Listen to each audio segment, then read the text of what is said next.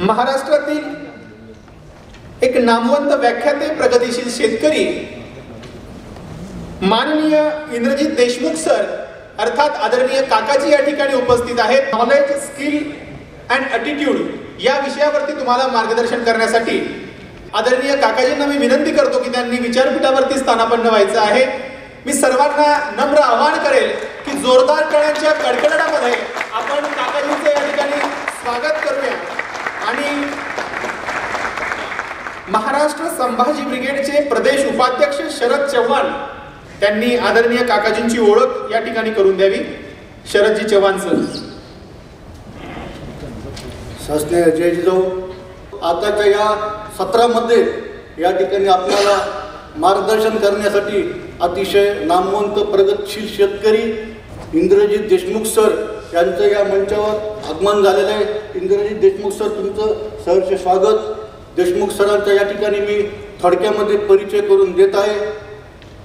बालपणापासूनच प्रखर बुद्धिमत्ता आणि प्रभावी वक्तृत्व असलेले आदरणीय देशमुख सर यांचा हा प्रवास प्रेरणादायी आणि तितकाच आश्चर्यकारक आहे। सधन शेतकरी कुटुंबामध्ये जन्म झाल्यानंतर आणि राजकीय वारसा सुद्धा त्यांना असलेले आणि कृषी पदवीधर तसेच अर्थशास्त्रामध्ये PhD झालेले देशमुख सर प्रशासकीय सेवेत देखील काही काळ होते। त्या काळामध्ये त्यांनी कराड येथे MPSC मधून गट विकास अधिकारी म्हणून त्या ठिकाणी कार्यरत राहिले। त्याचबरोबर कोल्हापूर ग्रामसेवक प्रशिक्षण केंद्राचे प्राचार्य म्हणून सुद्धा त्यांनी 2005 ते 2015 पुणे येथे वसुंधरा जलसंधारण विकास योजनेचे उपयुक्त म्हणून त्यांनी त्या ठिकाणी काम केलेलं आहे। 2015 ते 2018 या काळामध्ये सुद्धा त्यांनी अतिरिक्त मुख्य कार्यकारी अधिकारी म्हणून जिल्हा परिषद कोल्हापूर येथे पदभार स्वीकारलेला आहे। परंतु समाज हिताच्या कार्यासाठी अधिक वेळ मिळावा म्हणून देशमुख सरांनी स्वेच्छानिवृत्ती घेतली आणि शिवम प्रतिष्ठानची स्थापना 2000 साली केली आणि एकूण 25 एकर परिसरामध्ये ही संस्था देशमुख सरांनी उभारली। सरांनी बलशाली राष्ट्राची चारित्र्य संपन्न समाजाची निर्मिती करणे हा मुख्य हेतूने शिवम आध्यात्मिक सांस्कृतिक विकास प्रतिष्ठानची स्थापना केली असून या संस्थेचे वर्षभर श्री इंद्रजित देशमुख सर यांच्या मार्गदर्शनाने राष्ट्र उभारणीचे कार्य चालू आहे। सरांनी बोल अमृताचे तत्साम योगी भव, जय हो मंगल हो, अनाहताचा आत्मसर या पुस्तकाचे लेखन सुद्धा केलेले असून महाराष्ट्रभर ते आज प्रबोधनासाठी जात असतात। सुखाची नोकरी सोडून समाज हिताच्या ध्येयाने झपाटलेला या ध्येयवेड्या अवलियांचं अर्थात श्री इंद्रजित देशमुख सरांचं या ठिकाणी आपण टाळ्यांच्या गजरामध्ये परत एकदा स्वागत करू। आपण या ठिकाणी मी संभाजी ब्रिगेडचा प्रदेश उपाध्यक्ष यांना त्याने स्वागत करतो, थांबतो। धन्यवाद। आदरणीय चव्हाण सरांना मी विनंती करेल की त्यांनी काकाजींचा सत्कार पुष्पगुच्छ देऊन करायचा आहे। आपण जोरदार टाळ्यांचा गजर करत राहायचा आहे। आदरणीय इंद्रजित देशमुख सर यांचा सत्कार महाराष्ट्र संभाजी ब्रिगेडचे प्रदेश उपाध्यक्ष शरद चव्हाण यांच्या हस्ते होत आहे। देशमुख सरांचा परिचय आपण आता ऐकताच अमोघ वक्तृत्वाचे धनी असलेले माननीय Indrajit Deshmukh sir knowledge, skill and attitude या विषयावरती आपणासोबत संवाद साधणार आहेत। विनंती करतो आदरणीय काकाजींना की त्यांनी मार्गदर्शन करावं। थँक्यू। आदरणीय दादा, उपस्थित सर्व बंधू भगिनी नाही, ज्यांच्या बापजाद्यांच्या पिढ्या घोड्यावर बसून गेल्या अशांची वारसदार इथं दिवसभर शांत चित्तानं कर्णपिशाच्याचा आधार न घेता सकाळपासून बसून आहेत। हीच नवी दिशा आहे आणि बाहेर जाताना तो नवा विचार असेल। खरं तर मी शासकीय सेवेमध्ये 25 वर्ष काढली आणि बिझनेस नावाच्या गोष्टीला कधी स्पर्श नाही केला। पूर्वीच्या लग्नामध्ये आता खर्च झालाय तो आता भरून कसा काढायचा म्हणून एखादा पार्टनर मिळेल का बिझनेससाठी म्हणून मी आपल्यामध्ये उपस्थित आहे। कारण सरकारी नोकरी म्हटलं की मीटिंग, मीटिंग नंतर ईटिंग, ईटिंग नंतर वेटिंग, हा आमच्या आयुष्याचा एक रुटीनचा भाग असतो. आणि माझ्या वडिलांनी 72 एकर जमीन रयत शिक्षण संस्थेला दिली की ज्याची किंमत आजही करोडो रुपये आहे. आणि त्याच्या वारसदारानं पैसे खावेत हे माझ्याच्यानं 25 वर्षाच्या माझ्या नोकरीमध्ये कधी झालं नाही. पहिल्या आठवड्यात गरम, दुसऱ्या आठवड्यात नरम आणि तिसऱ्या आठवड्यात बेशरम अशी अवस्था माझ्या नोकरीमध्ये होती. लक्ष्मीनं मला स्पर्श नाही केला, पण सरस्वतीनं अजूनपर्यंत साथ नाही सोडली, म्हणून कदाचित दादानी मला इथे बोलावलं असावं. म्हणजे विरोधाभास असा असावा, आजच्या कार्यक्रमाचा विरोधाभास असा आहे की ज्यानं अजिबात बिझनेसला स्पर्श नाही केला, ज्यानं कुठलाच धंदा नाही केला, अशा माणसाला प्रबोधन करण्यासाठी आपल्यामध्ये बोलवावं. म्हणजे एखाद्या मटन शॉपला अहिंसा मटन शॉप नाव द्यावं अशातला प्रकार झाला, किंवा एखाद्या हार्डवेअरच्या दुकानाला कोमल हार्डवेअर असं नाव द्यावं अशातला प्रकार झाला असं आपल्या लक्षात आलं असेल. सकाळपासून मराठीची पोरं एवढ्या गंभीर चेहऱ्यानं गंभीर विषय ऐकून घेत आहेत, हे जर बाहेर कोणाला सांगितलं तर ते आश्चर्य वाटेल आणि ते इथं घडत होतं. कारण गावकी आणि भावकीचा वाद करण्यामध्ये आणि तिथंच आपल्या आयुष्याचा वेळ खर्च करण्यामध्ये आपल्या काही पिढ्या गेल्या, संपल्या आणि संपतायत. आणि त्याला एक वेगळी ही बाहेर जाणारी ऊर्जा एका सकारात्मक दृष्टीनं एका वेगळ्या दिशेनं झेप घ्यावी, एका चांगल्या दिशेनं ऊर्जेच्या दिशेनं झेप घ्यावी, या चांगल्या विचारांची कॉन्फरन्स भरते. खरं तर असं म्हटलं जातं की काही गोष्टी DNA मध्ये असतात. दादांचा विचार आहे की ही जी ताकद आहे, ही जी क्षमता आहे, हा जो प्रवाह आहे, हे एका विधायक दृष्टीकडे वळवता येईल का? ही प्रचंड सामर्थ्य जे आहे आमच्यामध्ये, 7-7 जण सुद्धा युद्ध करू शकतात हे सामर्थ्य आहे, तर आपल्यातली 7-7 जण सुद्धा अवघ्या समाजाला तारू शकतील का? हा नवा विचार इथं पेरता येईल का? त्या दृष्टीने विचाराचा नेमका बदल नाही. DNA मध्ये आपल्या ज्या गोष्टी आहेत त्या DNA मध्ये असलेल्या गोष्टीला फक्त एक विधायक स्वरूप आपल्याला द्यायचं. एक इंग्लिश पुस्तक आहे, त्याचं नाव आहे तो आणि ती. ते तो आणि ती या पुस्तकामध्ये हे स्त्रियांचे स्वभाव जसे DNA मध्ये आहेत. आतापर्यंत आपल्या घरामध्ये जर स्त्री बघितली तर करोडो पिढ्या तुमच्या आणि माझ्या ज्या जंगलामध्ये गेल्या, ते जंगलामध्ये जात असताना गुहेमध्ये ज्यांचं आयुष्य गेलं, तिथला तो आणि ती जसे राहत होते त्यातले काही DNA तसेच आजपर्यंत तुमच्या माझ्या तो आणि ती मध्ये आहेत, असं त्या इंग्रज लेखकानं सांगितलंय. जसं की त्या गुहेतला तो शिकारीसाठी कायम तयार असायचा, म्हणून त्याची नजर ही फोकस नसायची, म्हणून जगातले बहुतेक वैमानिक हे पुरुष यासाठी ठेवले की त्यांचा फोकस बरोबर असतो, कारण शिकारीसाठी तो फोकस आहे, तो त्यांच्या DNA मध्ये आहे. त्या गुहेतली स्त्री होती ती फक्त संगोपन, संवर्धन आणि नाती सांभाळण्यामध्ये होती. आजही तुमच्या माझ्या घरातली स्त्री त्याच्यामध्ये वाकबगार आहे. त्या पुस्तकामध्ये तो असं म्हणतो की तो म्हणजे आपण पुरुष मंडळी जर एखाद्या घरात गेलो तर अननोइंगली, अज्ञानपणानं आपलं तोंड दरवाजाकडे असतं, कारण त्या गुहेतला तो सुद्धा त्याचं तोंड दरवाजाकडे यासाठी करायचा की शत्रू कुणी आला तर त्याच्याशी टक्कर देण्यासाठी तो गुहेत तो दरवाजाकडे बघायचा. तुमची माझी बायको एखाद्या घरातून आपण जाऊन आलो तर आपलं तिचं लक्ष बाहेर आल्यानंतर ती सगळं म्हणजे तिला त्या घरात एका नजरेत सगळं लक्षात येतं की पडदा कोणत्या कलरचा आहे, सोफा सेट कोणत्या कलरचा आहे. एका झटक्यात तिच्या नजरेमध्ये अवघं घर बसू शकतं. हा तिचा DNA आहे, तो आणि ती बदलली. तसं तुमच्या माझ्या पूर्वजांचा जो DNA होता तो कारभाऱ्याचा होता, आणि कारभाऱ्याचा त्यावेळेचा रोल कोणता होता? तो रोल असा होता, कारभारी 10-11 वाजता स्वतःचा माणूस गावातल्या प्रत्येक घरामध्ये पाठवायचा, प्रत्येकाची चूल पेटली का नाही तो बघायचा, आलेल्या माणसाला विचारायचं की चूल कुठल्या घरामध्ये पेटायची राहिली, आणि मग तो सांगायचा की या घरामध्ये आज चूल नाही पेटली, त्या घराचं लेकरू उपवासी आहे. मग तो गावचा कारभारी आपल्या घरातला सुकाशिदा किंवा टोपल्यातल्या भाकरी भरायचं आणि त्या गड्याकडे द्यायचं आणि सांगायचं की जा त्या घरात चूल नाही पेटली, लेकरू उपवाशी आहे आणि जाऊन देऊन यायचा. मग त्या घराघरामध्ये ते अन्न पोहोचवलं जायचं दुपारचं आणि 2-3 वाजता स्वतः तो कारभारी ज्या घरामध्ये अन्न दिले त्या घरातली सगळी जेवली का तो बघून यायचा आणि मगच जेवायचा. 3 वाजता जेवण्याचा अधिकार त्या गावच्या कारभाऱ्याला होता. आज आपल्याला कारभार पण करायचा आहे. आपला डीएनएच तो आहे.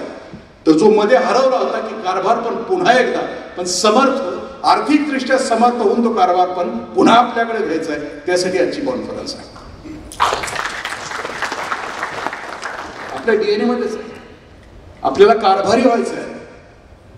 आपल्या आजूबाजूचे जे दुर्बल घटक आहेत आपलेच, पण त्याला समर्थ पायावर उभं करायचं आहे. असं म्हटलं जातं की पूर्वीच्या घरातल्या कारभाऱ्याचा रोल असा होता, दिवाळीच्या वेळेला घरचा कारभारी ज्या वेळेला जायचा, दिवाळीला कपडे आणायला जायचा, त्यावेळेला तो कारभारी स्वतःला कपडे नाही घ्यायचा, भावाला घ्यायचा, भाऊजाईला घ्यायचा, पुतण्याला घ्यायचा. घरचा कारभारी त्यावेळेला ओळखण्याची खूण कोणती होती की ज्याची पैरण फाटकी आहे, ज्याचं पायतान तुटका आहे, जिच्या लुगड्याला 17 गाठी आहेत, समजून चालायचं घरचा कारभारी ती आहे. कारण घरच्यासाठी ती झिजत होती. काळ बदललाय. नवा विचार या शब्दाचा अर्थ की कारभार पण तेच आहे, पण आताचा कारभारी हा सुटाबुटातला असला पाहिजे, स्वतःही समर्थ असला पाहिजे आणि इतरांनाही समर्थ करण्याची क्षमता त्याच्याकडे यायला पाहिजे. यासाठी आजची कॉन्फरन्स. जरूर मधल्या कोरोनानं आपले लेनिनचे कपडे सुद्धा बघतोच काय वागान, लेनिन घातले वागान, अशी परिस्थिती होती. आता हे कॉन्फरन्ससाठी काल परवा धुवून तुम्ही आला असेल घालून, पण ती परिस्थितीच तशी होती. कारण तुकोबर हे म्हणतात की या कोरोनाच्या कालावधीमध्ये आम्ही कसं जगलो आणि कसं जगायचं असतं. लई नाही मागणे पोटापुरते देई विठ्ठला, भाकर ताजी अथवा शेळी देई भुकेचे वेळी विठ्ठला, वस्त्र नवे अथवा जुने देई अंग भरून विठ्ठला. ती होती. आता ते सगळं बदलायचं आहे आणि नव्या उमेदीने आता झेप घ्यायची. जी झेप घ्यायची त्याचं सकाळपासून सविस्तर चिंतन म्हणजे संतोष दादांनी केलं, आमच्या भुजबळ दादांनी केलं, या दोन्ही दादांनी केलं.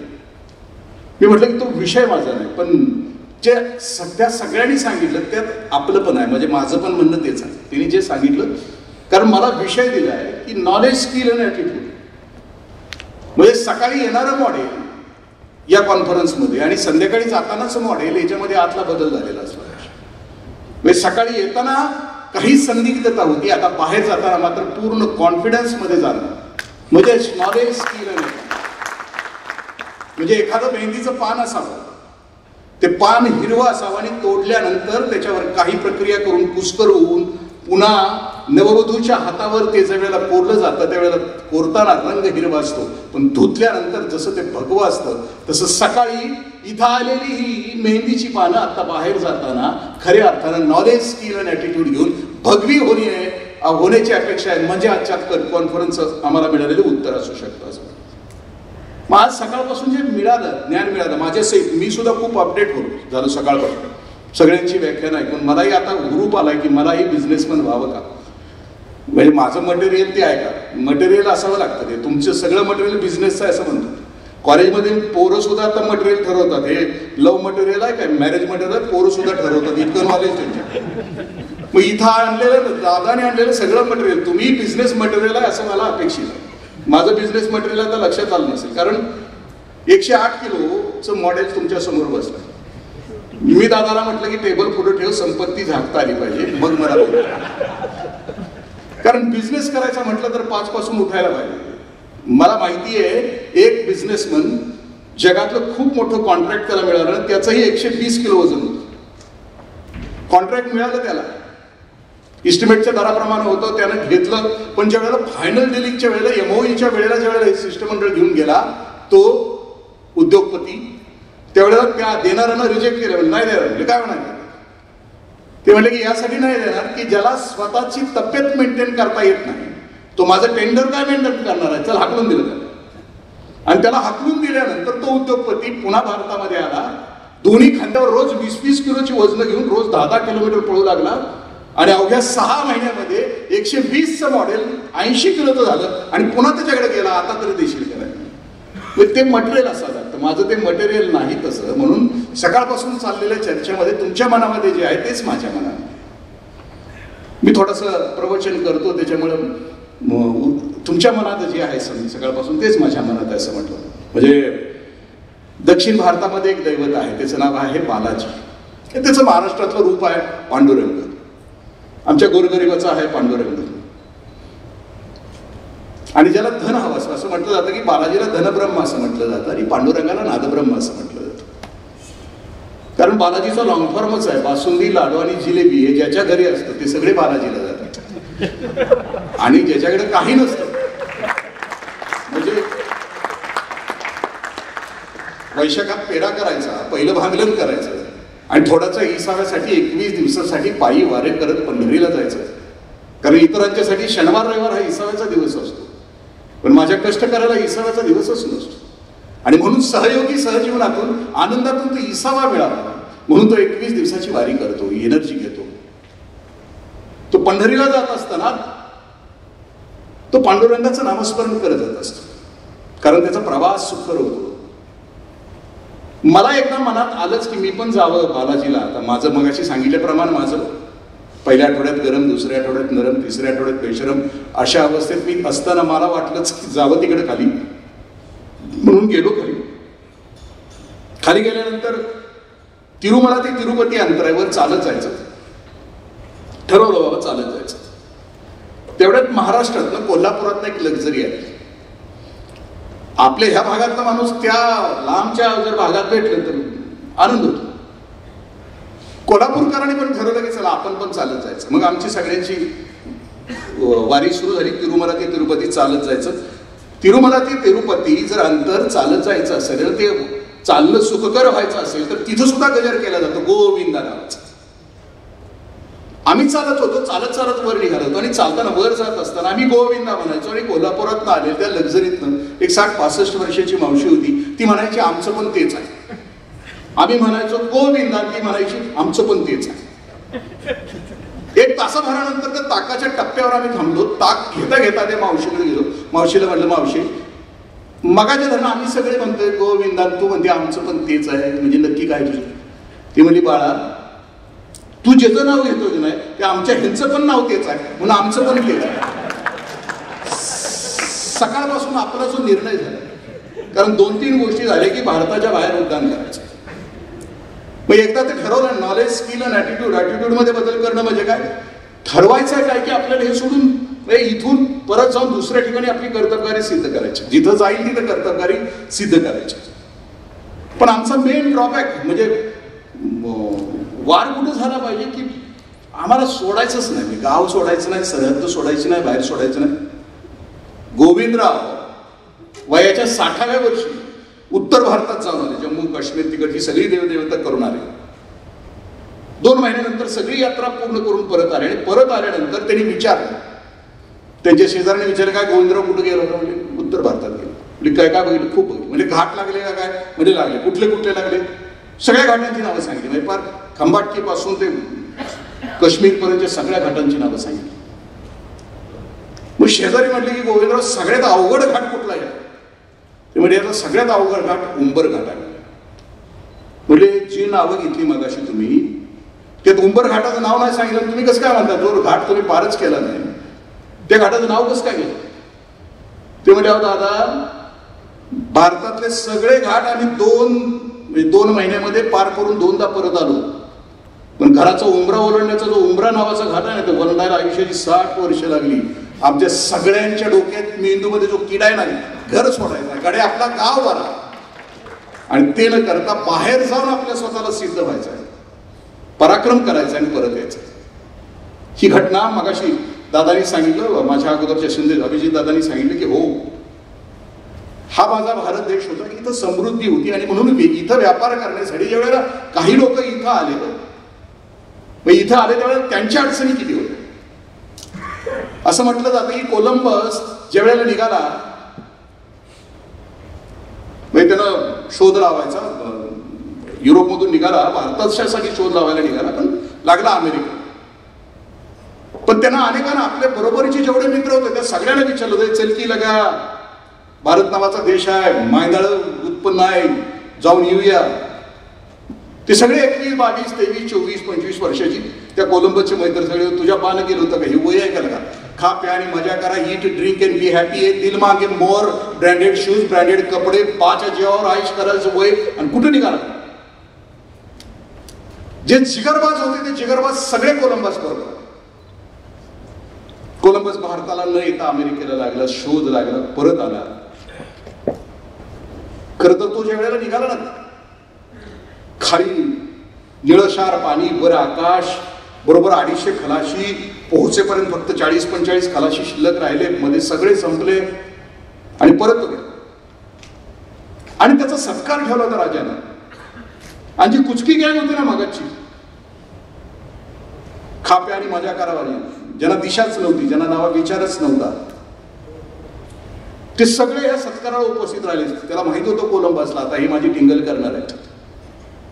हे ज्या वेळेला आले त्यावेळेला कुजबुज ब्रिगेडमध्ये यांची चर्चा झाली.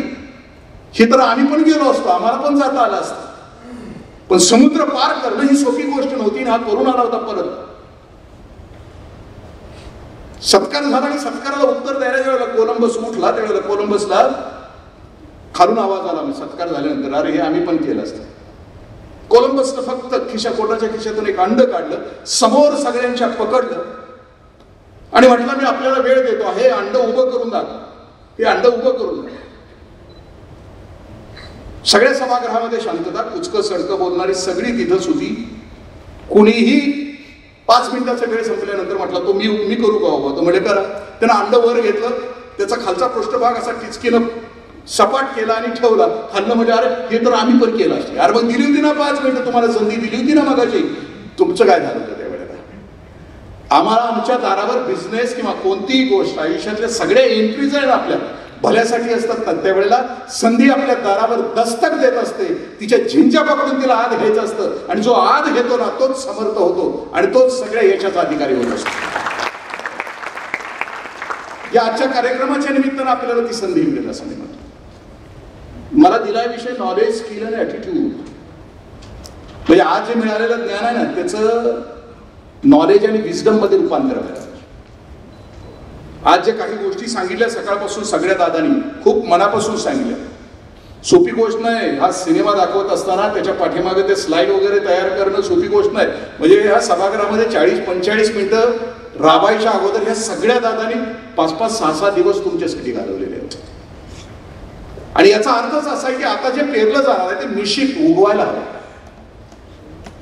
कारण जाणकार शेतकऱ्याला माहित असतं की बेनं असतं ना ते शेरकं असतं, पण बेनं उगवायला सुद्धा सगळ्या गोष्टी तयार कराव्या लागतात. जातिवंत शेतकरी बेनं तयार करत असताना समजा शाळवाचं रान आहे तर तो बघतो, सगळ्या रानात हिंडतो, जातिवंत कणस आहे ती सगळी कापतो, आड्याला आणून बांधतो आणि पुढच्या वर्षी पेऱ्याचं दिवस आलं की कणस खाली घेतो, मळतो. त्यातले काही दाणे उंबऱ्यावर पडतात, काही माजगाऱ्यावर पडतात, काही बैलगाडीत पडतात, काही त्या साड्याच्या मध्ये अडकतात, काही खोलवर जातात, काही वर राहतात. पण जे नेमकं बेनं असतं ना ते उगवतं, 1000 दाणे देतं, पुन्हा काढून घेतं, 1000 दाणे देतं. इथं आलेलं बेन आहे ना नेमकं पडणार आहे आणि उगवणार आहे. ह्या सगळ्या गोष्टी पण कधी जर इन्फॉर्मेशनचं रूपांतर नॉलेज मध्ये झालं, इन्फॉर्मेशन म्हणजे गुळ गोड आहे, दिस इज इन्फॉर्मेशन. गुळ जिभेवर ठेवल्यानंतर ब्रेडमध्ये जो केमिकल लोचा झाला, अरे गुळ सुद्धा, मिरची सुद्धा, म्हणजे मगाशी दादा मिरची सुद्धा जाते, ही टकोऱ्यात उजेड पडणं म्हणजे नॉलेज. ही सुद्धा म्हणजे अक्षरशः मी ऍग्रिकल्चरचा माणूस असून मगाशी त्यांनी जे प्रॉडक्ट दाखवलं मी शॉक झालो. कारण मी माझी मिरची 30 रुपये नाही केली, आता शेती करतोय मी. जर ह्या दादानी घेतली पुढच्या वर्षी, म्हणजे आता मी पेरतोय, माझा स्वार्थ पण आहे, हिने जर घेतली पुढच्या वर्षी तर 50 रुपये जाईल. म्हणजे इन्फॉर्मेशनचं रूपांतर नॉलेजमध्ये. आता एवढं बोलल्यानंतर ते नेणारच आहेत माझी पुढच्या वर्षी मिरची. इन्फॉर्मेशनचं रूपांतर नॉलेजमध्ये. ब्रेडमध्ये गुळ गोड आहे याचा अर्थ गुळ गोड इन्फॉर्मेशन. गुळ जिभेवर ठेवल्यानंतर ब्रेडमध्ये जो केमिकल लोचा झाला दॅट इज नॉलेज. आणि गुळाचा उपयोग चिक्कीमध्ये कसा करायचा, पुरणाच्या पोळीत कसा करायचा, दॅट इज विजडम. म्हणजे आजच्या मिळालेल्या सगळ्या गोष्टीचं जे सामर्थ्य आज आम्हाला मिळालं ते उद्या ऑफिसमध्ये गेल्यानंतर धंदा सुरू करणार आहे ते करताना किंवा आणखीन उद्योग सुरू करत असताना करणं, त्याचा उपयोग होणं, ते बेनं माझघरात न पडणं, उमऱ्यावर न पडणं, ते बेनं खोलवर न जाणं, म्हणजे विजडम, म्हणजे तिथपर्यंत पोहोचणं. त्याचा पुरणाची पोळी तयार करायला विजडम लागतं. पहिल्यांदा इंग्रज अधिकाऱ्याने ती पुरणाची पोळी बघितल्यानंतर ते म्हणजे हाऊ दिस पुरण गेट्स इनसाइड म्हणली. ती आमची सुगरण म्हणली त्याला भारतात जन्माला यावं लागतं, सोपं काम नाही. आणि पुरणाची पोळी सुद्धा तयार करताना ते व्यवस्थित करावी लागते, विजडम असावं लागतं. इथं हिमालय, इथं सह्याद्री असं असून ते पुरण चालत नाही. नॉलेजचं रूपांतर म्हणजे मिळालेल्या इन्फॉर्मेशनचं रूपांतर तिथपर्यंत. आम्हाला इन्फॉर्मेशन मिळाली, आज नॉलेज मिळालं, पण जोपर्यंत कन्व्हर्ट होत नाही, जोपर्यंत आमच्या दुबईच्या भेटी मला नाही येणार दादा, कारण मला विमानाचं ते काय फोबिया आहे, विमानात बसलं की मरते का काय असं वाटतं, त्यामुळे विमानाचा प्रवास तो फोबिया तुम्ही घालवला तर मी आहे तुमच्याबरोबर सगळ्या सहलीमध्ये, तो प्रॉब्लेम त्याचा. म्हणजे याचं रूपांतर कन्व्हर्शन. मी आता ॲग्रिकल्चरचा माणूस, ॲग्रिकल्चर इकॉनॉमिक्स माझा विषय असला तरी ॲग्रोनॉमी नावाचा आमचा एक विषय आहे. आपण सगळी शेतकऱ्याची लेकरं आहोत. ॲग्रोनॉमी नावाच्या विषयामध्ये सीड रेट किती असावा, स्पेसिंग किती असावं, पाणी किती द्यावं, खतं कशी घालावी, हा त्याचा विषय. मी खूप शिकलो ॲग्रोनॉमीमध्ये, PhD केली, माझ्या हाताखाली 50 विद्यार्थी झाले, मी काही रिसर्च पेपर्स पब्लिश केले, जाऊन आलो परदेशात. आणि रिटायर झाल्यानंतर मी ठरवलं की आता शेती करायची. बंगला बांधला शेतात, बंगल्याच्या शेजारचं एक 10 गुंठ रान तयार केलं आणि ठरवलं की आपणच करायची. पहिल्यांदा अप्लिकेशन ऑफ नॉलेज, विजडम मध्ये, शहाणपणामध्ये उतरायचं. खाली आलो, रान उपसायला आलो होतो, हातात पाटी घेतली, दाण्यात हात घातला आणि टाकण्याचा प्रयत्न केला. दाणे टाकली, पाखरं यायची, चोची मारायची, निघून जायची. गुरुजी एरबाडून गेले. हे नॉलेजमध्ये नव्हतंच, कधी इन्फॉर्मेशन मध्ये नव्हतं. येतंय काय बिहान पेऱ्यामध्ये पाखरं सोडली, त्यांना कळायचं बंद. लांब एक निरक्षर शेतकरी 50 वर्ष शेती केलेला, 70-80 वर्ष, ते बघत होतं गुरुजीचं नेमकं चाललंय काय, ते पेरते. ती गुरुजीकडे गेलं, गुरुजी चाललंय काय, काय नाही म्हणले लोक, दाणं टाकतोय पाखरं खाते, सगळं काय पेरा काय होईना. ते शेतकरी म्हणजे आणि त्या गरीब शेतकऱ्यानं, निरक्षर शेतकऱ्यानं हातात पाटी घेतली, पाटीत हात घातला, दाणे टाकण्याची ऍक्शन केली, दाणे सोडले नाही. पाखरं आली, बसली, उडून गेली. पाखरं आली असं 5-6 वेळा केल्यानंतर पाखरांच्या लक्षात आलं हे गिराईक देणार आहेत नाही, पाखरं निघून गेली. शेतकऱ्यानं सगळं ते 10 गुंठ्याचं रान असं काढून टाकलं, गुरुजीच्या हातात पाटी दिली आणि गुरुजीला सांगितलं this is sowing, this is sowing. अख्खा विषय आयुष्यभर ज्यानं शिकवला त्याला जर प्रॅक्टिकलमध्ये जर सोईंग पेरा येत नसेल तर that is not knowledge. Conversion नाही आहे त्याच्यात. हे कन्व्हर्जन त्याच वेळेला की इथं जर 160 असतील तर अजून 3 वर्षानंतर तुमच्या कारखान्यामध्ये, तुमच्या ज्या उद्योगामध्ये 100 पोरं रोजगाराला लागली, त्यांच्या पोटाचे धनी तुम्ही झाला, तर त्याचं कन्व्हर्जन, त्याचं म्हटलं की नॉलेज विजडम मध्ये रूपांतर झालं. आणि तोच आजच्या दादांचा आजचा, कारण माझ्याशी जे शेअरिंग केलं की साहेब आता आपण वेगळ्या दिशेला जाऊया, आपली लेकरं वेगळ्या दिशेला नेऊया, ही दादांची कळकळ होती बोलताना. आता ही समर्थ करूया, यांच्या खांद्यावर देऊया आणखीन काहीतरी, ही ओझं ओढणारी ताकद त्यांच्याकडे आहे, फक्त त्या ताकदीला आणखीन बळ देऊया. हे दादांचे शब्द आहेत आणि तेच आपल्याला कन्व्हर्ट करायचे.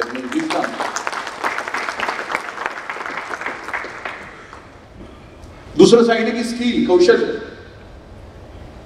खरं तर कौशल्य याचा अर्थ की स्किल म्हणजे याच्यात माल विकायचा असं म्हटलं. बऱ्याच वेळेला असं म्हटलं जातं की वस्तू, विचार आणि सेवा ही विकता येणं म्हणजे स्किल.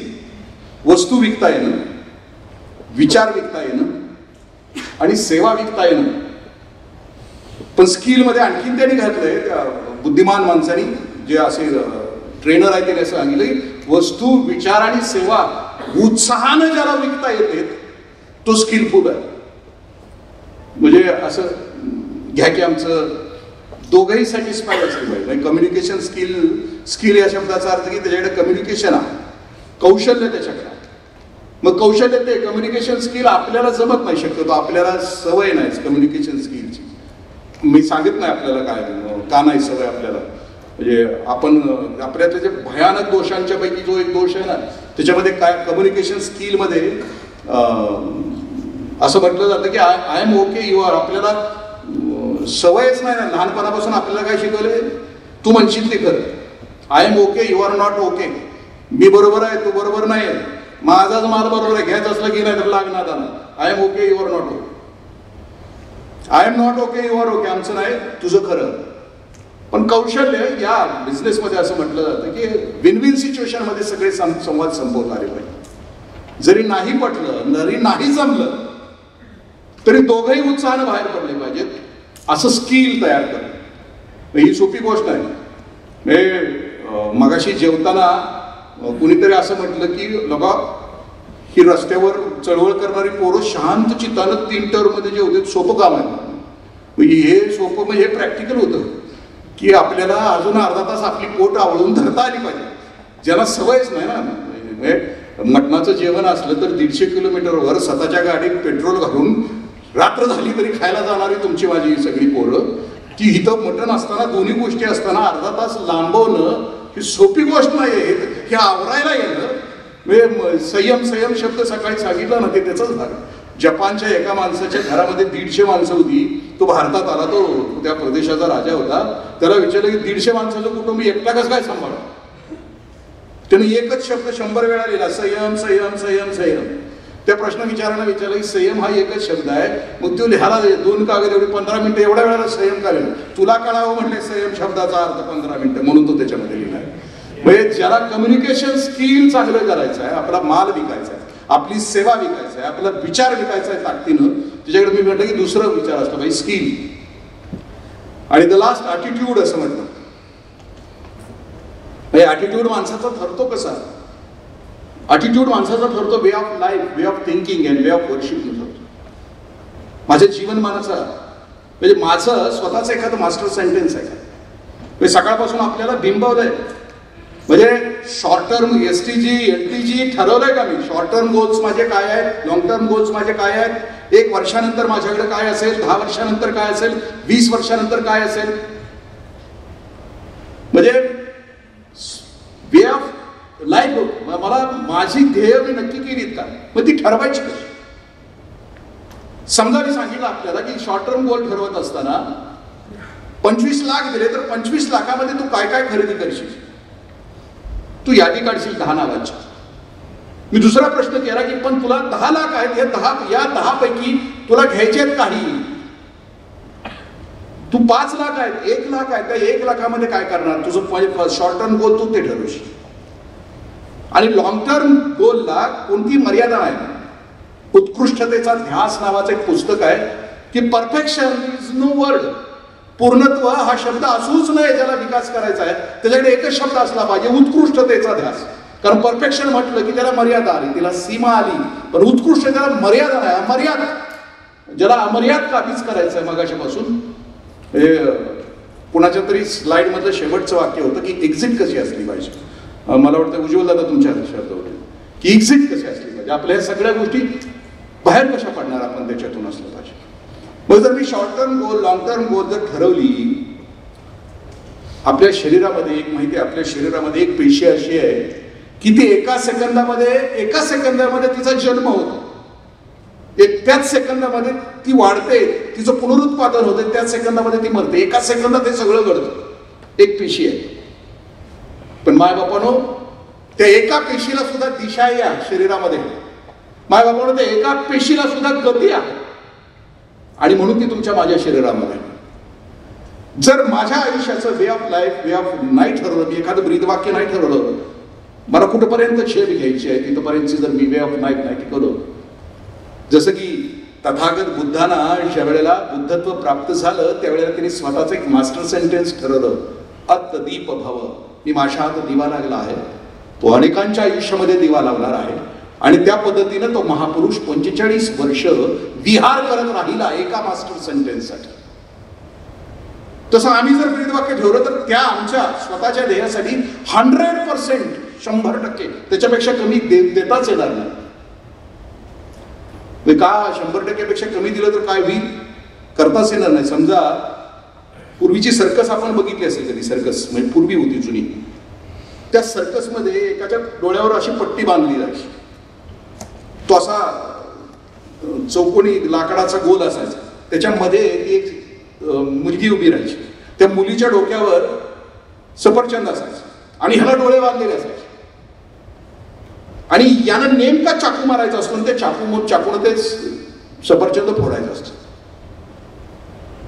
जर हे 90% मारतो म्हटलं, तिला म्हटलं तुझ्या डोक्यावर आहे हे चाकू मारणार आहे, मला 100% खात्री नाही, 90% खात्री आहे ती राहील का समोर उभी राहील का?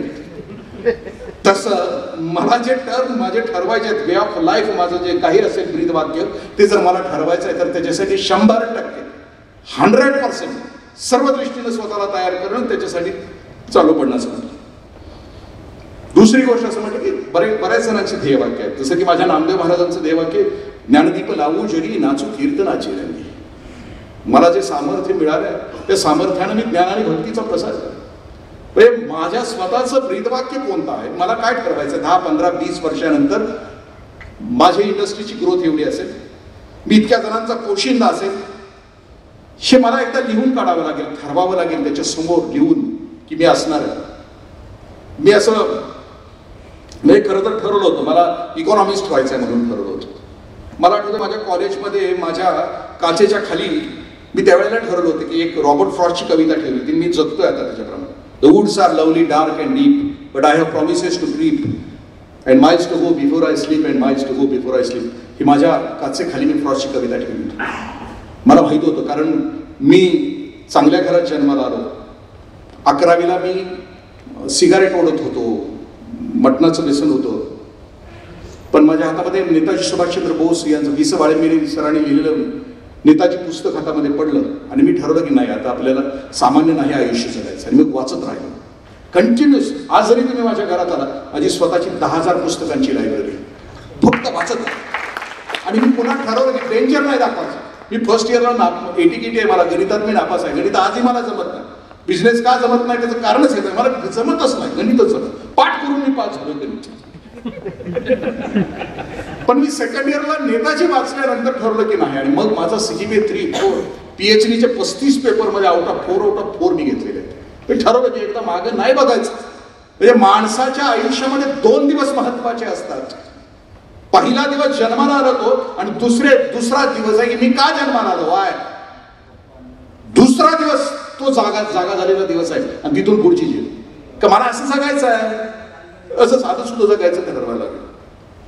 तिसरी गोष्ट वे ऑफ लाईफ म्हटलं. दुसरी गोष्ट म्हटलं वे ऑफ थिंकिंग. माझा विचार करण्याचा मार्ग कोणता. पहिले मी बिझनेस करणार, मी मोठा होण्यासाठी करणार का आणखीन कशासाठी करणार.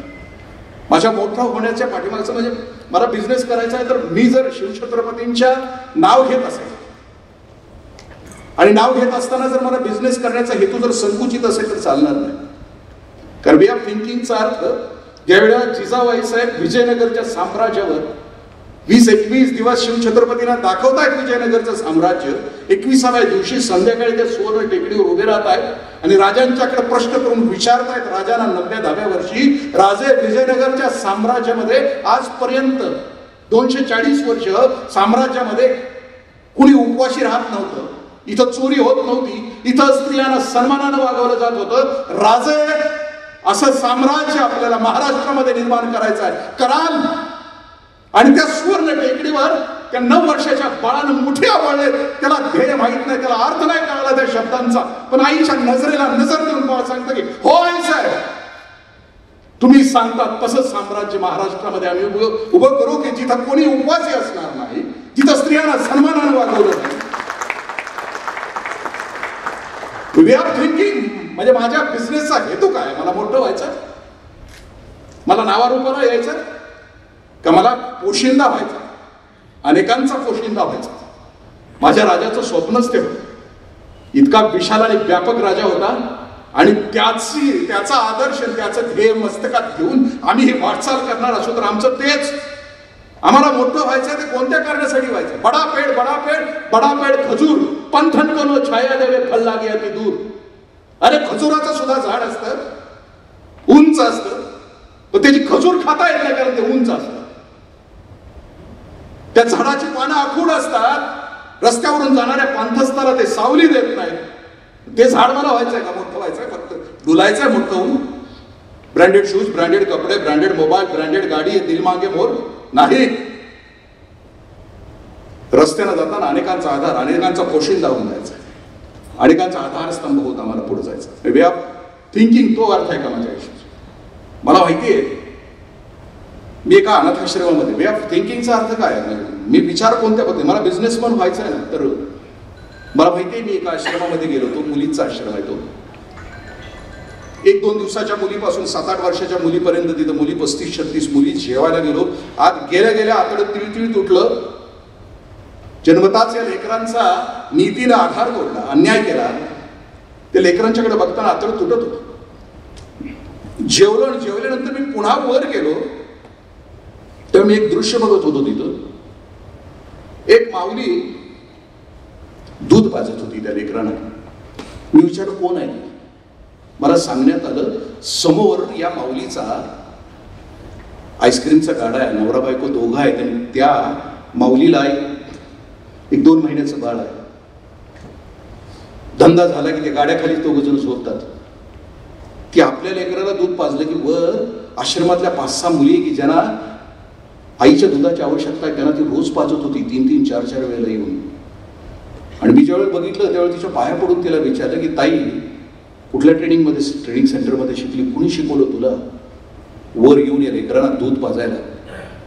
तिने दिलेलं उत्तर आहे ना ते that is way of thinking. ते दिलेलं उत्तर आहे ना ते बिझनेसमन झाल्यानंतर ती म्हणते की हे दादा देवानं मला फक्त छातीमध्ये दूध दिले रे, पैसे देऊ दे, सगळी लेकरं एकटी सांभाळेन. 850 किलोमीटर राजस्थान मधली ती माऊली येते का महाराष्ट्रामध्ये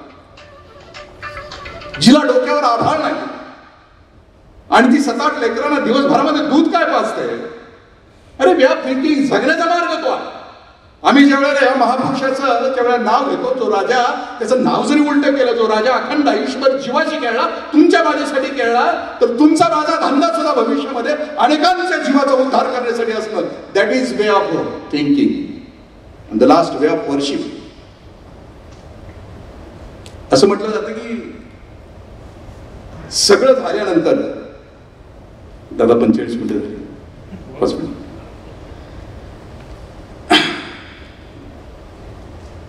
वे ऑफ वर्शिप याचा अर्थ की शेवटी मगाशी उज्ज्वल दादांचा जो एक्झिट अशी असली पाहिजे की या घरट्यातून म्हणजे निघून गेल्यानंतर पाठीमागं देखना लावण्य रेखा नावाची कविता आहे व्यक्तिमत्वाची बाबा बोरकरांची. देखना देहांत जो सागरी सूर्यस्त तसा अग्नीचा पेरून जातो रात्रगर्भी वारसा. म्हणजे एक्झिट अशी असली पाहिजे की आपण पश्चिमेला समुद्राच्या काठावर उभे आहोत. सूर्य समुद्राच्या पाण्यात लपून गेलाय पण त्याची प्रभा अजून क्षितिजावर तशीच आहे. त्याच्यात जाण्याच्या अस्तित्वाचा ठसा देऊन आहे. म्हणजे पडदा गिरने के बाद भी तालियां बजती रहे. वे ऑफ वर्शिप एक्झिट तर अशी असली पाहिजे म्हणजे निघून गेल्यानंतर सुद्धा देखना देहांत. लास्ट उदाहरण देतो आणि समारोप करतो. माझ्या एक्झिट या शब्दाचा अर्थ काय? शब्द म्हणजे सगळं केल्यानंतर सगळं करायचं ना, सगळं मोटिवेशन आहे ना इथे येऊन थांबतं. तुमच्या माझ्या जगण्याचा आणि मृत्यूचा दर्जा कोणता आहे? मी शिरोळा होतो, व्हिडिओ शिरोळा गटविकास अधिकारी होतो आणि तिथं प्रकाश नावाचा वेडा, अजूनही वेडा आहे तो, आता म्हातारा झालाय पण तोही वेडा आहे. तर गंमत अशी होती की त्याला सगळे मारायचे वेडा असल्यामुळे. मी 10 वाजता माझ्या ऑफिसमध्ये जायचो. माझ्या ऑफिसचं खिडकी या बाजूला उजव्या बाजूला असं. मी इथं बसलो की तो 10 वाजता सगळ्यांना चुकवून यायचा आणि खिडकीतून माझ्याकडे बघायचा आणि हसायचा. आता येडच येड्याकडे बघून हसणं आपल्या लक्षात आलं असेल मगाच्यापासून जे बोलते येडच. आमची हसाहसी व्हायची. प्रकाशराव त्याच्या कामाला जायचा, मी माझ्या कामाला. संध्याकाळ व्हायची, संध्याकाळ झाली ऑफिस सुटलं की झेंड्याच्या कट्ट्यावर मी बसायचो. प्रकाशराव सगळ्यांना चुकवत यायचं आणि एकत्र आल्यानंतर चर्चा व्हायची आमची, आज काय विशेष. मग आज जर कोणी गेला असतं शिरोळमध्ये, मी विचारलं आज कोण गेलं, मग ते म्हणजे हो गेलं. कुठं गेलं? स्वर्गात गेलं असलं प्रकाशराव म्हणणार हा स्वर्गात गेलं. नरकात गेल्यावर ते म्हणणार नरकात गेलं. मग मी प्रकाशरावला म्हणायचं निरूपण करा, तुम्हाला नक्की काय म्हणायचं आहे. आता गावागावाकडच्या स्मशानभूमीमध्ये काय असतंय तुम्हाला माहिती आहे, मी सांगण्याची आवश्यकता नाही. ती मड जळत असते. इकडे तंबाखूवाली तंबाखूवाल्याजवळ, गुटखावाली, राष्ट्रवादी, काँग्रेस, शिवसेना. मग स्मशानात जरी गेले तरी हे सोडत नाही तिथं सुद्धा. मग प्रकाशराव नरकात गेल्याविषयी तिथं गेलेल्या माणसाविषयी तिथं ते म्हणतात की साहेब तिथं चर्चा होती गटागटामध्ये. काय चर्चा होती? ह्याच्या आधीच जायला पाहिजे होतं. अजून जगला असतं तर किती जणांचं वाटोळं केलं असतं कोणा असतं. पाप लवकर मरत नाही का? प्रकाशरावचं निरूपण, येड्याचं निरूपण होतं की ह्याच्या आधीच जायला पाहिजे होतं. मी म्हटलं मी प्रकाशराव स्वर्गात गेले याच्याविषयी तुम्हाला काय म्हणायचं? प्रकाशराव सांगत होते की साहेब त्या माणसाची अंत्ययात्रा निघाल्यापासून कोण कोणाशी बोलत नव्हतं. प्रत्येकाच्या पायात दगड बांधले तशी पावलं प्रत्येक जण टाकत होता. प्रत्येक जण उसासा घेत होता. जणू आपलंच काळीज आपल्यासोबत प्रवास करताय असं प्रत्येकाला वाटत होतं. आणि साहेब अंत्यसंस्कार ज्या वेळेला चालू होते ना त्यावेळेला कुणी नव्हतं आजूबाजूला. कोण कोणाशी बोलत नव्हतं. आणि साहेब प्रत्येक जण आतून आक्रोश करत होता, हे अजून जगायला पाहिजे होतं रे, हे अनेकांचा आधार होतं, हे अजून असायला पाहिजे होतं. असे उद्गार ज्याच्याविषयी काढले जातात ना दॅट इज एक्झिट. ते त्याच्याविषयी जे बोललं जातं ना. आणि हे त्याच वेळेला शक्य आहे आज बदललेल्या परिस्थितीमध्ये स्वतः समर्थ होऊन अनेकांना समर्थ बनवणं, त्यांना दिशा देणं. आणि ते आजच्या याच आपल्या तुमच्या आजच्या या कॉन्फरन्सचं स्वरूप असेल. आणि द लास्ट लिडरशिप क्वालिटीच्या विषयी मागाशी बोलले गेलो. लिडरशिप विषयी फक्त घरातलंच उदाहरण देतो आणि संपवतो. लिडरशिप म्हणजे प्रत्येकाचा प्रत्येकावर नितांत विश्वास. जसं आज टीम स्पिरिटनं आज एवढी छान कॉन्फरन्स झाली, म्हणजे लिटरली मी पूर्ण अनुभव घेतला, शब्द न शब्द प्रत्येक वक्त्याचा ऐकलं. ते खूप छान वातावरण दिलं. आणि या वातावरणामध्ये सगळ्यापासून म्हणजे आतमध्ये जे ठासून भरलं ते. पण हेच स्पिरिटनं जसं की एक्सपोर्टसाठी एक टीम काम करते आहे, टूरसाठी एक काम करते आहे, हे विचारांचं धन देण्यासाठी काम करते, पासपोर्ट फुकाट देतो म्हणून सांगणाऱ्याची एक टीम काम करते. सोपं नाही काम. म्हणजे ह्या सगळ्या गोष्टी हे जे टीम वर्क आहे ना, टीम वर्क या शब्दाचा अर्थ आहे ना, हे जर राहिलं काय तर आपण सगळ्या क्षेत्रामध्ये नुसती एवढी सभागृहात आहेत, एवढे जरी आपले बिझनेसमन आपले झाले 3 वर्षामध्ये, हे लय कमी होतं. ते त्याच्यासाठी टीम स्पिरिट या शब्दाचा अर्थ सरकारी नोकरीमध्ये आम्हाला दर 4 वर्षाला एक ट्रान्सफर अनाऊन्स देतं. 4 वर्ष झाली की सरकार म्हणतं जाऊन या कुठेतरी, लय थकलाय काम करून मीटिंग वेटिंग रुटीन करून जाऊन लय थकलाय. म्हणजे इंद्रजित देशमुखला एक दिवशी ती म्हणलं 55व्या वर्षी सारखं माझा बॉस म्हणला लय थकलाय जरा जाऊन ये. मी घरी आलो त्या दिवशी. टीम स्पिरिट या शब्दाचा अर्थ टीम वर्क. मी संध्याकाळी घरी आलो. वडील, आई, कॉलेजमध्ये जाणारं पोरग, थोडंसं बारकं पोरग, बायको. शक्यतो संध्याकाळी घरी जेवण्याचा प्रयत्न करावा म्हणजे प्रगती चांगली होते. मी घरी जेवतो गेले कित्येक वर्ष, एकदाही बाहेर नाही, कारण घर का खानेवाला सम्राट होता असं म्हटलं. मग ते आम्ही घरी जेवत होतो संध्याकाळी. विचार चालला होता. मी म्हटलं आई बाबा वडिलांना म्हटलं की बाबा सरकार 50,000 रुपये देते, गोव्याला जाऊया, राहून येऊया 4 दिवस. तर टीम स्पिरिट नसेल तर माझे बाबा काय म्हणजे तुझ्या बानं ह्या वयात गोव्याला नेत होतं. मला वैष्णोदेवीला जायचं आहे, तिकडे जायचं, तुझ्या बानं नेत होतं. तिकडे आईला विचारलं तू टीम स्पिरिट नसेल जावे का गोवा? ती म्हणजे आयुष्यभरात आमचा कधी विचार केलाय? लग्न झाल्यापासून जिकडं हे गटोळं तिकडं आम्ही, आमचा कधी सेपरेट विचार केलाय? तिकडं पोराला विचारलं बाबा जाऊ दे पप्पा, ते मध्ये पप्पा उठक पण बरं झालं असतं. तिकडं लारा दत्ता, ऐश्वर्या राय सगळं तिकडं असतं, जावे तिकडं. तिचं जगच वेगळं.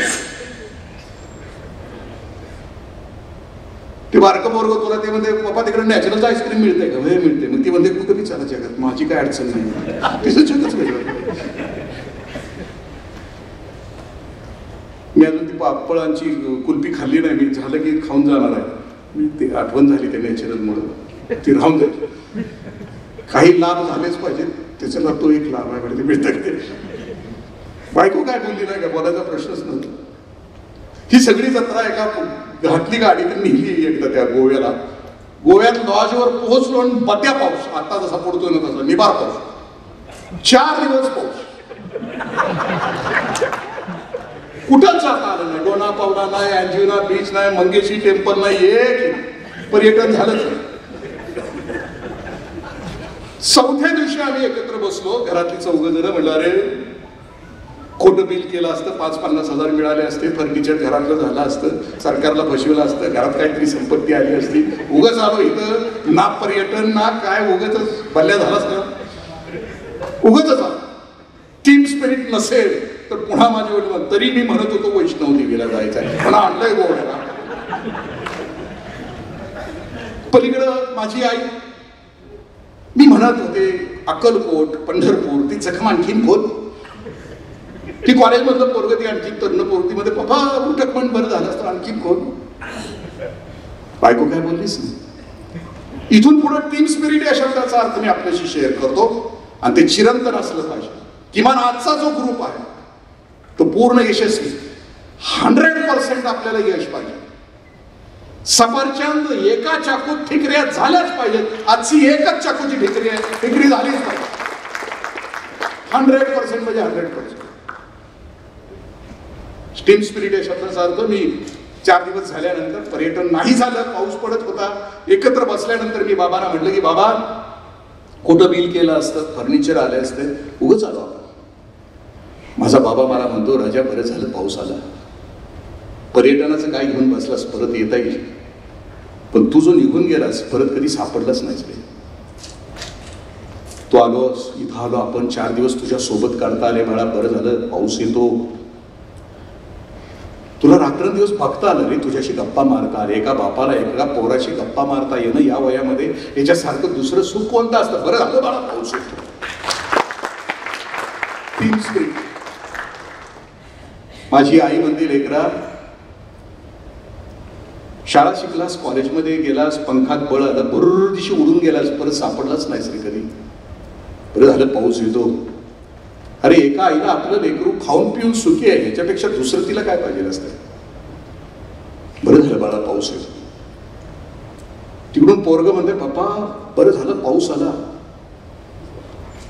मला माझा बा कळाला, नाहीतर मला वाटत होतं की माझा बा म्हणजे नुसता ATM सेंटर आहे, नुसता पैसे फेकतो, मला वेळही देतो माझा बाप. मला या 4 दिवसामध्ये मला माझा बाप कळाला. बरं झालं बाबा पाऊस येतो, पाऊस आला, बरं झालं मला बाप कळाला.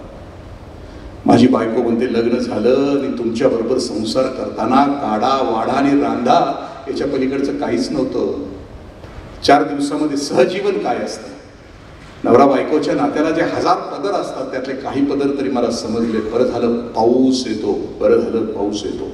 दिस is team spirit. Team spirit आपल्या रूपानं राहावं अशी प्रार्थना करतो, आणि जे काही आपल्या भविष्यात वाट्याला येणार आहे त्यासाठी तयार व्हावं अशी प्रार्थना करतो. बोलत असताना कुठं चुकलं असेल तर क्षमा करा. दादानी, मी म्हणत होतो की संध्याकाळी जाता जाता बोलतो, पण दादा म्हणले काय सांगावं, माझ्या नंतरचं शिक्षण आहे ते अगोदरच झाले, ते काय जर निघून गेले तर करावं काय, पण तुम्ही जाणार नाही, शेवटपर्यंत तग धरून राहणार, एवढा डोस बसल्यानंतर जाण्याची काय विषय आहे, आणि गेला तर मग काय अवघडच आहे. धन्यवाद बोलण्याची संधी दिली. आता जो बूस्टर डोस आपल्याला मिळालेला आहे तो बूस्टर डोस अनेक दिवस काम करत राहील आणि सतत निरंतर तुमच्या शरीरातून आतून तुम्हाला अंतःप्रेरणा मिळत राहील. मी आदरणीय सुधीरराजे भोसले सरांना विनंती करतो की त्यांनी कृपया विचारमंचावरती यावं. आदरणीय हिंदूराव हुजरे पाटील प्रदेश कार्याध्यक्ष महाराष्ट्र संभाजी ब्रिगेड यांना विनंती करतो की त्यांनी कृपया विचारपीठावर यावं. चिपळूण येथे पूरग्रस्त भागासाठी अहोरात्र 25 दिवस काम करणारे रत्नागिरी जिल्हा संभाजी ब्रिगेडच्या कार्यकर्त्यांचा आपण सत्कार करणार आहोत. आताच काकाजींनी सांगितलं की समाजासाठी काम करण्याची तळमळ ज्या माणसांमध्ये असते त्या माणसांच्या सोबत कुठेतरी आम्ही राहिलं पाहिजे, आणि तळमळीनं 25 दिवस या पूरग्रस्तांसाठी काम करणारे मकरंद जाधव कोकण विभागीय कार्याध्यक्ष, संजय चव्हाण कोकण विभागीय सचिव, संतोष सावंत देसाई जिल्हा अध्यक्ष रत्नागिरी उत्तर, राकेश सुर्वे तालुका कार्यकारिणी सदस्य, सुबोध सावंत देसाई कोकण विभागीय संघटक आणि सिद्धांतराजे भोसले कोकण संभाजी ब्रिगेड, या सर्वांना मी विनंती करतो की आपण विचारपीठावरती यायचंय. सगळ्यांनाच विनंती आहे, एकत्र आपण यायचंय. आदरणीय काकाजी भोसले सर आणि बोरकर सर यांच्या हस्ते तुम्हा सर्वांचा सन्मान या ठिकाणी होणार आहे. मकरंदजी जाधव, संजयजी चव्हाण, संतोषजी सावंत देसाई, राकेशजी सुर्वे, सुबोधजी सावंत देसाई, सिद्धांत राजे भोसले पूरग्रस्तांच्या डोळ्यातील आसू पुसण्याचं काम 25 दिवस केलं आणि जवळपास सर्व जीवनावश्यक गोष्टी त्यांच्यापर्यंत पोहोचवणारी ही टीम आणि संपूर्ण त्यांच्या पाठीशी उभी असणारी महाराष्ट्र संभाजी ब्रिगेड यांनी अहोरात्र 25 दिवस काम केलं. आपण काही सेकंदासाठी जोरदार टाळ्यांचा गजर वाढ यांचा उत्साह वाढवूया.